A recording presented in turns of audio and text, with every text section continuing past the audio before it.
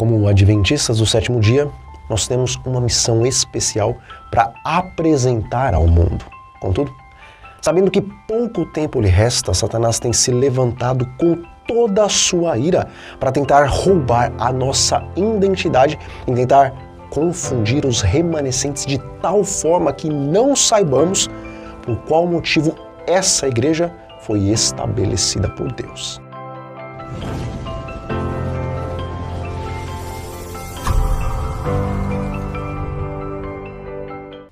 Olá, meus queridos amigos e irmãos em Cristo, sejam muito bem-vindos ao canal O Retorno da Glória, e o meu desejo e também a minha oração é que o Espírito Santo esteja, durante esse vídeo, abrindo os nossos olhos para compreendermos o que realmente é ser um remanescente. Amém? E amigos, hoje eu peço que vocês assistam essa mensagem até o final, para que não tenham uma compreensão parcial do que eu quero dizer, ok?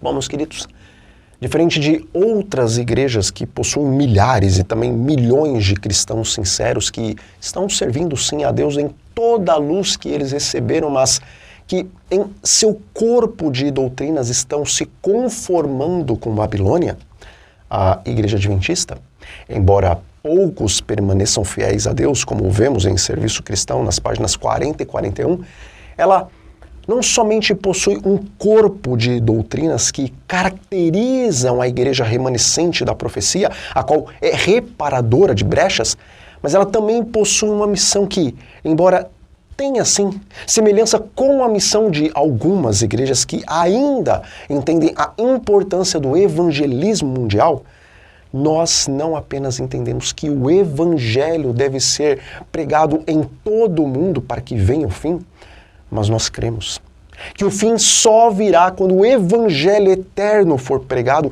o qual se encontra em Apocalipse no capítulo 14, versículos 6 a 12. E sabendo Satanás que, justamente, quando essa missão for completada, seu reino estará destruído para sempre, ele tem feito decididos esforços para desviar o foco dos adventistas do sétimo dia da sua mais importante missão, para que passemos a ter então um olhar sobre o evangelho semelhante ao olhar que as demais denominações possuem. Mas, vendo que alguns dariam ouvidos ao inimigo das almas e tentariam minimizar ou desacreditar completamente da missão da igreja em pregar as 3 mensagens angelicais, disse o Espírito de profecia. Foram-me mostrados 3 degraus, a primeira, a segunda e a terceira mensagens angélicas. Disse o meu anjo assistente: ai de quem mover um bloco ou mexer num alfinete dessas mensagens. A verdadeira compreensão dessas mensagens é de vital importância. O destino das almas depende da maneira em que são elas recebidas. História da Redenção, página 385. Amigos, mais do que advertências terríveis, as 3 mensagens angelicais também apontam para a doutrina de vital importância para este tempo, a qual somente nós temos pregado e que todo mundo precisa saber. E essa doutrina é a doutrina do santuário.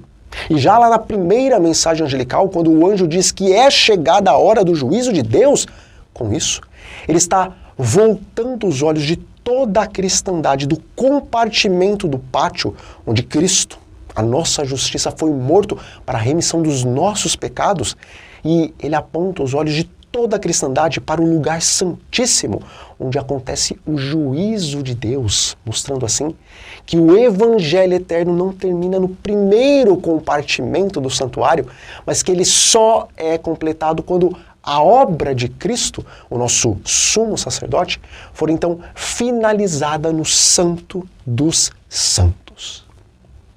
Bom, até 1986 o logotipo da nossa igreja era este, mas depois desse período nós adotamos esse logotipo.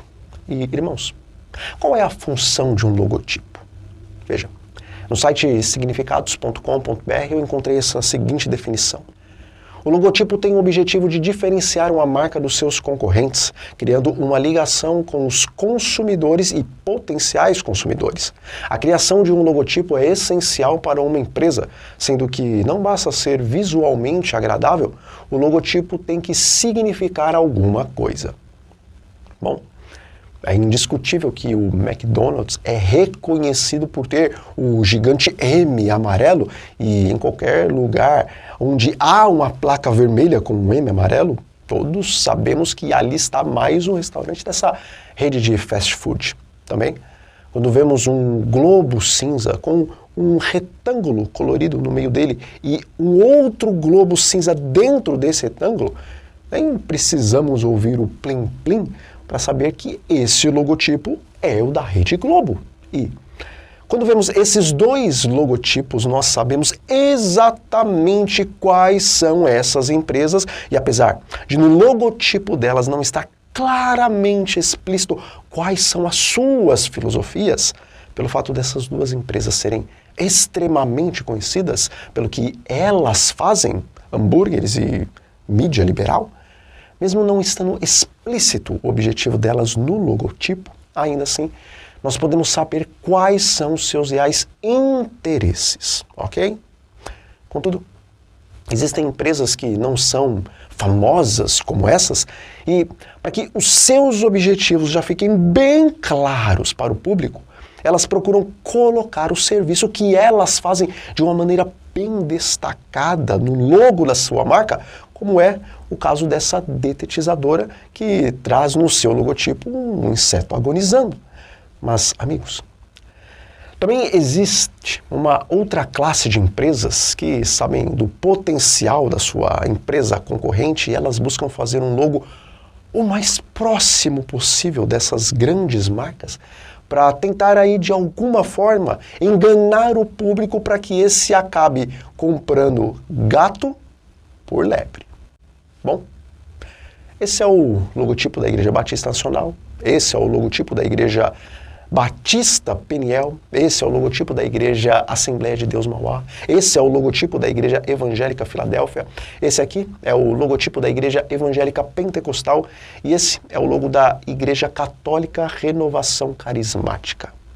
E, meus queridos, o que há de comum entre todos esses logotipos? A Bíblia, o fogo e a pomba. Bom, um logotipo ele tem o objetivo de diferenciar uma marca dos seus concorrentes e ele também tem que significar alguma coisa. E quando vemos na placa de uma igreja a Bíblia, o fogo e o pombo e também a cruz, nós já sabemos o que isso quer dizer.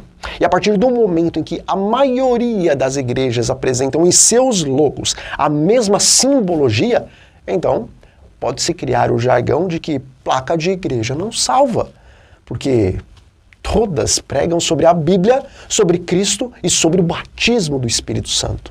Mas, quando uma igreja tem no seu logo 3 anjos com suas trombetas e o planeta Terra diante deles, aqueles que olham tal placa veem algo que não existe em nenhuma outra igreja.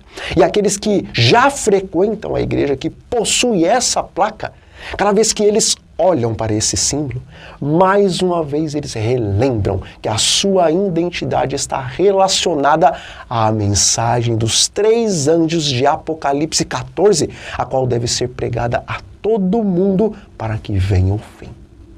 E diz o Espírito de Profecia: o inimigo das almas tem procurado introduzir a suposição de que uma grande reforma devia efetuar-se entre os adventistas do 7º dia e que essa reforma consistiria em renunciar às doutrinas que se erguem como pilares de nossa fé e empenhar-se num processo de reorganização.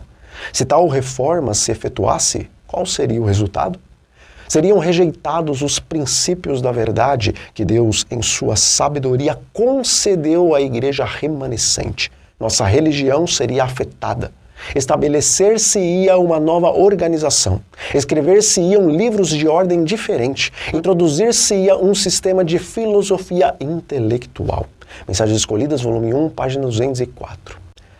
Irmãos, Eu não quero dizer com esse vídeo que pelo fato de terem trocado o símbolo da igreja, ela se tornou Babilônia, porque essa é a menina dos olhos de Deus e o Senhor purificará esta igreja e completará a obra através dela. Mas, por favor, não sejam inocentes a ponto de realmente acreditarem que as 6 listas douradas representam os 3 anjos de Apocalipse 14, porque Deus apresentou o livro de Daniel e de Apocalipse em código, justamente para que os entendidos compreendessem os símbolos e depois proclamassem abertamente o significado dessas profecias nos últimos dias. E, sendo assim, o nosso logotipo não tem que ser uma profecia complicada, mas ele tem que deixar muito claro qual é a identidade dessa igreja. E a nossa identidade não é pregar o mesmo evangelho que todas as demais denominações cristãs pregam,